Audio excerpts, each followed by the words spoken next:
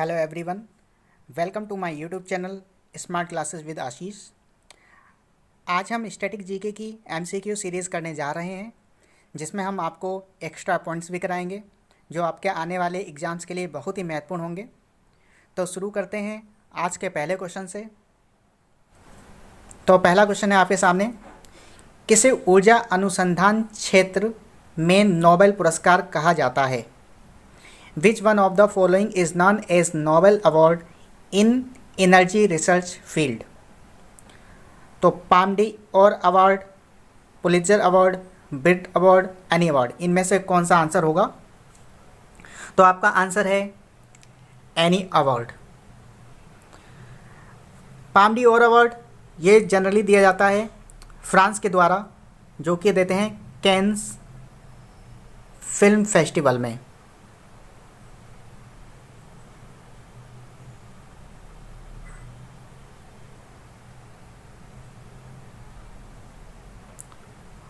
और Pulitzer price आप सभी को पता होगा, ये दिया जाता है जर्नलिस्ट के क्षेत्र में दिया जाता है, जो कि अमेरिका देती है। और ये जो ब्रिट अवार्ड है ये म्यूजिक के क्षेत्र में दिया जाता है और ये देता है ब्रिटेन।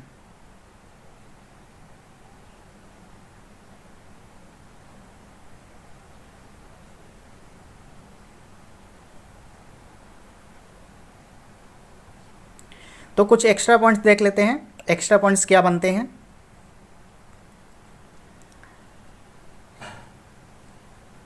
अभी हाल ही में CNR राव, जो कि साइंटिस्ट हैं और केमिस्ट्री से रिलेटेड हैं, उनको एनी अंतर्राष्ट्रीय पुरस्कार दिया गया है। और ये अवार्ड जो है वो रोम में दिया जाएगा, जो कि 14 अक्टूबर 2021 को दिया जाएगा। आप सभी को पता है रोम राजधानी है इटली की। CNR राव को भारत रत्न अवार्ड मिल चुका है, जो कि मिला था 2013 में। इसी अवार्ड को बोला जाता है एनर्जी फ्रंटियर पुरस्कार भी, और इसको नोबेल पुरस्कार कहते हैं एनर्जी रिसर्च फील्ड में। ये किस कंपनी के द्वारा दिया जाता है? तो यह है Italian oil and gas company any. अब मूव करते हैं नेक्स्ट क्वेश्चन की तरफ।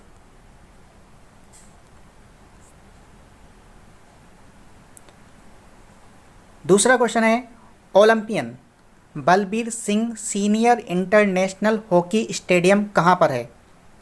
ऑप्शंस हैं धर्मशाला, पठानकोट, मोहाली, अंबाला। तो इनमें से कौन सा आंसर होगा? तो आंसर है मोहाली।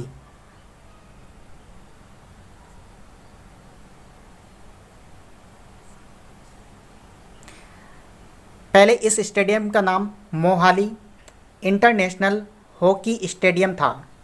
बाद में इसका नाम कर दिया गया है जो ओलंपियन हैं बलबीर सिंह सीनियर, उनके नाम पर। इन्होंने 3 बार ओलंपिक का स्वर्ण पदक जीता था। और ये किस खेल से रिलेटेड रहे हैं? तो ये हॉकी से रिलेटेड रहे हैं। मूव करते हैं अगले क्वेश्चन की तरफ।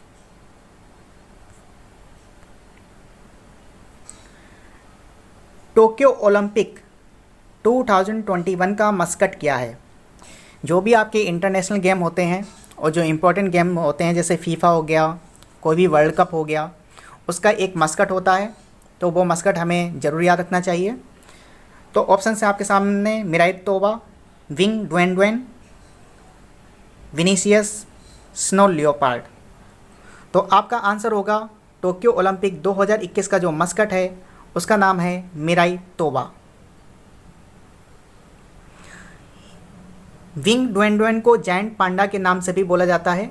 और जो विंग ड्वेन है ये चाइनीज़ है वर्ड। और आपके जो विंटर ओलंपिक्स होने हैं 2022 में, वो चाइना में होंगे। और ये जो टोक्यो ओलंपिक है ये समर ओलंपिक है। विंटर ओलंपिक हर 4 साल के बाद होते हैं और समर ओलंपिक भी हर 4 साल के बाद होते हैं। इसके अलावा जो विनीसियस है ये 2016 में मस्कट था, जो रियो ओलंपिक हुए थे ब्राज़ील में।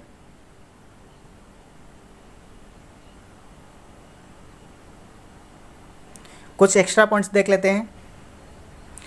टोक्यो ओलंपिक जो है ये कौन से नंबर का है? ये 32 नंबर का है। और फर्स्ट जो ओलंपिक हुआ था वो एथेंस में हुआ था जो कि ग्रीस में है। और किस सन में हुआ था ये हमको पता होना चाहिए, 1886 में हुआ था। सेकंड ओलंपिक हुआ था पेरिस में, जो कि फ्रांस में है, 1900 में हुआ था। अब जो नेक्स्ट ओलंपिक होगा 2024 का, वो कहाँ पर होगा? वो होगा पेरिस, फ्रांस में। और जो 2020 है और जो 2028 का ओलंपिक है वो होगा लॉस एंजल्स में, जो कि है अमेरिका में। लॉस एंजल्स को भी बोला जाता है हॉलीवुड सिटी। जैसे हमारा बॉलीवुड मुंबई में है, इसी तरीके से हॉलीवुड सारा लॉस एंजल्स में है।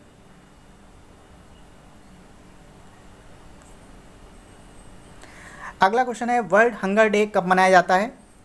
तो वर्ल्ड हंगर डे मनाया जाता है 28 मई।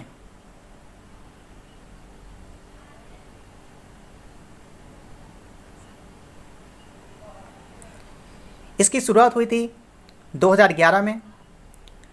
अभी जल्दी में ही एक ग्लोबल हंगर इंडेक्स निकाला गया था 2020, जिसमें इंडिया की रैंक जो आई है वो 107 में से आई है 94। सबसे वर्स्ट कंडीशन जो थी वो चैड की थी, जो कि एक अफ्रीकन कंट्री है। उसकी जो पोजीशन थी उसकी 107वीं पोजीशन थी। फर्स्ट टाइम जो ग्लोबल हंगर इंडेक्स जो पब्लिश किया गया था वो 2006 में किया गया था, और ये पब्लिश किया जाता है कंसर्न वर्ल्ड वाइड और वेल्थ हंगर हेल्थ के द्वारा। अगला क्वेश्चन है, अमेजोन का हेडक्वार्टर कहाँ पर है? तो इसका हेडक्वार्टर है, ऑप्शन है आपके सामने, Los Angeles, Seattle, California, Illinois. तो इसका हेडक्वार्टर है सिएटल में। और ये जो सिएटल है, सिएटल वॉशिंगटन में है, अमेरिका में। अमेजन के अभी हाल ही में एक नए सीईओ बनाए गए हैं, जो आपको याद रखना है, एंडी जेसी। इससे पहले जो सीईओ थे वो जेफ बेजोस थे, और जो अमेजन है ये जेफ बेजोस ने ही इस्टेब्लिश किया था, और उसका सन है 1994, 5 जुलाई 1994। मूव करते हैं अगले क्वेश्चन की तरफ।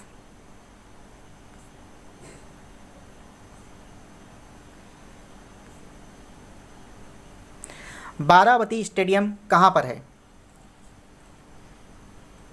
ऑप्शंस हैं आपके सामने, भुवनेश्वर, कटक, संबलपुर या पुरी। तो इसका आंसर होगा कटक। कटक कहाँ पर है? उड़ीसा में है, और बारावती स्टेडियम भी कटक उड़ीसा में है। बारावती स्टेडियम जो है ये यहाँ पर खेल खेला जाता है क्रिकेट का, यानी कि जो मैदान है वो क्रिकेट से रिलेटेड है। कुछ एक्स्ट्रा पॉइंट्स देख लेते हैं। जो सीएम हैं उड़ीसा के, आप सभी को पता है, नवीन पटनायक हैं। गवर्नर गणेशी लाल हैं। उड़ीसा का जो हाईएस्ट माउंटेन है वो देवमाली हिल्स कहलाता है। कलिंग स्टेडियम भुवनेश्वर में है, और ये एक हॉकी स्टेडियम है। कोणार्क का टेम्पल जो है वो उड़ीसा में है, इसको सूर्य टेम्पल भी बोला जाता है। यहाँ पे कुछ नेशनल पार्क हैं जो काफ़ी इंपॉर्टेंट हैं। Bhitarkanika national park, Nandankanan national park, Similipal national park, और चिल्का लेक भी यहीं पर अवेलेबल है। Chilika lake bird sanctuary Orissa में है। मूव करते हैं नेक्स्ट क्वेश्चन की तरफ।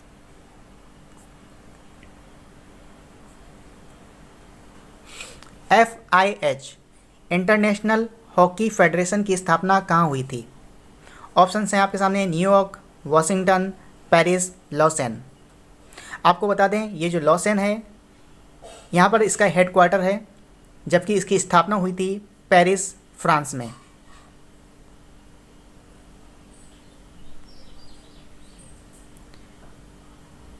अभी हाल ही में FIH ने प्रेसिडेंट अवार्ड दिया है, जो दिया है IAS विवेक VK पांड्यन को। इनका कंट्रीब्यूशन रहा है हॉकी को आगे बढ़ाने के लिए उड़ीसा में। FIH का हेडक्वार्टर लॉसेन में है, जो कि स्विट्जरलैंड में है। इसके प्रेसिडेंट हैं डॉक्टर नरेंद्र ध्रुव बत्रा। इसके CEO हैं थेरी व्हील। इसकी स्थापना हुई थी 7 जैन 1924 में पेरिस में। हॉकी वर्ल्ड कप 2023 कहाँ होगा? मेंस का, ये आप सभी को पता होना चाहिए, ये इंडिया में होना है। हॉकी वर्ल्ड कप 2022 जो वुमेंस का होना है, ये 2 जगह पर होगा, स्पेन में और नीदरलैंड। मूव करते हैं अगले क्वेश्चन की तरफ। डीआरडीओ का हेडक्वार्टर कहाँ है?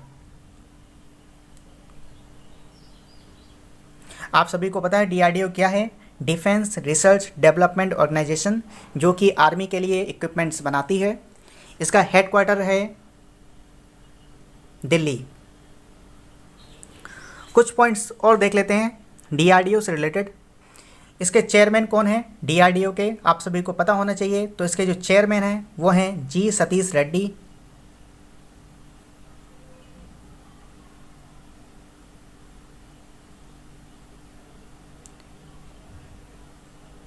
जी सतीश रेड्डी इसके चेयरमैन हैं। ये इस्टेब्लिश हुई थी 1958 में, आपको ईयर भी याद रखना है। इसके अलावा अभी हाल ही में ये न्यूज़ में रही है डीआरडीओ। इसने अभी जल्दी में ही एक एंटी कोरोना ड्रग निकाला था जिसका नाम है 2DG। इसके अलावा एक किट निकाली थी डीप कोवेन के नाम से, डीप कोवेन। ये एक एंटीबॉडी डिटेक्शन किट थी। इसके अलावा इन्होंने एक सैटेलाइट लॉन्च की थी जिसका नाम है सिंधु नेत्र।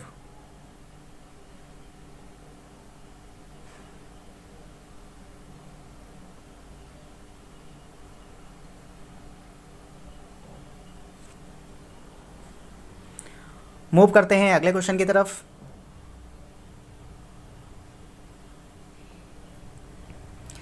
निम्नलिखित में से किसको हरित क्रांति का जनक कहा जाता है? Who is known as the father of green revolution? ये काफ़ी इंपॉर्टेंट क्वेश्चन है जो काफ़ी बार रिपीट हो चुका है एग्जाम्स में। ऑप्शन से आपके सामने Verghese Kurien, MS Swaminathan, Norman Borlaug या फिर इनमें से कोई नहीं। तो आपको बता दें कि 2 लोग ग्रीन रिवॉल्यूशन से रिलेटेड हैं। एक तो नाम आता है नॉर्मन बोरलॉग का और एक नाम आता है स्वामीनाथन का। अगर यहीं पर क्वेश्चन होता कि father of Indian green revolution, तब आंसर होता आपका MS स्वामीनाथन।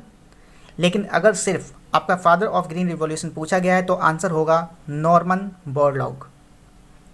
वर्गीस कुरियन ये वाइट रिवॉल्यूशन से रिलेटेड हैं, जो कि मिल्क के प्रोडक्शन से रिलेटेड है। इनको कहा जाता है father of the white revolution in India. जो ग्रीन रिवॉल्यूशन है वो फूड ग्रेन से रिलेटेड है।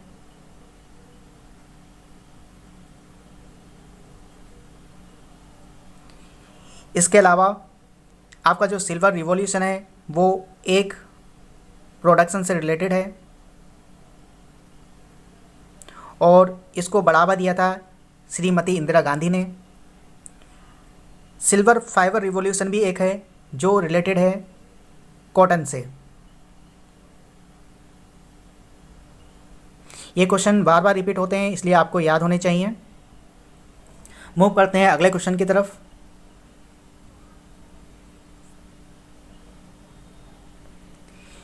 निम्नलिखित में से अरोका क्या है? ऑप्शंस हैं world's longest ship, world's longest pedestrian suspension bridge, world longest tower, world longest train. तो ये अभी हाल ही में न्यूज़ में हाईलाइट था, तो इसका आंसर होगा world's longest pedestrian suspension bridge. ये आपके पाइवा नदी के ऊपर बना हुआ है, ये भी आपको याद रखना है। किस कंट्री में है? तो ये आपके पुर्तगाल में है। पुर्तगाल की राजधानी आप सभी को पता होगा लिस्बन है। इसकी लंबाई 516 मीटर इसकी लंबाई है, इसीलिए इसको अरोका 516 भी बोलते हैं। अगर इसकी ऊंचाई की बात करें तो नदी के तल से इसकी ऊंचाई 175 मीटर है।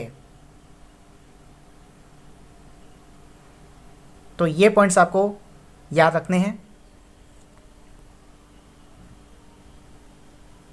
अब एक छोटा सा टेस्ट आप सभी लोगों के लिए है। आप सभी को बताना है कि निम्नलिखित में से कौन सा देश G7 का सदस्य नहीं है। Which of the following is not a member of G7। Option हैं आपके कनाडा, जापान, ऑस्ट्रेलिया और इटली। आप सभी इसका आंसर कमेंट बॉक्स में ज़रूर करें। आई होप जितने भी आपको पॉइंट्स डिस्कस किए हैं आपको पसंद आए होंगे। आप इन्हें बार बार याद करें क्योंकि आने वाले सारे कुछ एग्ज़ाम्स के लिए इम्पोर्टेंट रहने वाले हैं। हमारे चैनल पर बने रहने के लिए धन्यवाद।